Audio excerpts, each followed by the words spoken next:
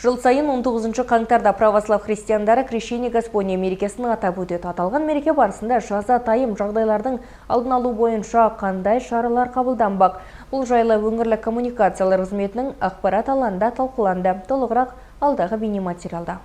Крещение Господне мерекесі кезінде су айдындарында қайғылы оқиғалардың алдын алу мақсатында облыс әкімінің орынбасары Қанатбек Мәдібек Крещение Господне мерекесі кезіндегі халықтың қауіпсіздігін қамтамасыз ету бойынша шаралар жоспарын бекітті. Бекітілген жоспар аясында суға түсу орындарын анықтау, қауіпсіздікті қамтамасыз ету және бұқаралық ақпарат құралдары арқылы халықты қауіпсіздік шараларын сақтауға шақыру тапсырылды. Сонымен қатар жергілікті атқарушы органдармен суға түсуге арналған 4 орын дайындалғаны хабарланды. Бекітілген жоспар аясында суға түсу орындарын анықтау, қауіпсіздікті қамтамасыз ету және бұқаралық ақпарат құралдары арқылы халықты қауіпсіздікке шақыру тапсырылды.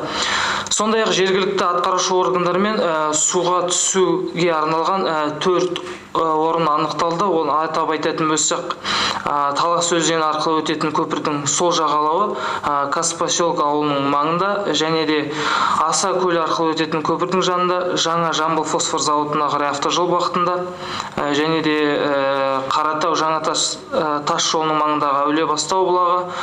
Сондай-ақ 4-ші орын бұл бізде Сарысу ауданы, Жаңатас қаласы Ақбұлақ бұлағы, бұл Смаханұлы көшесінде орналасқан.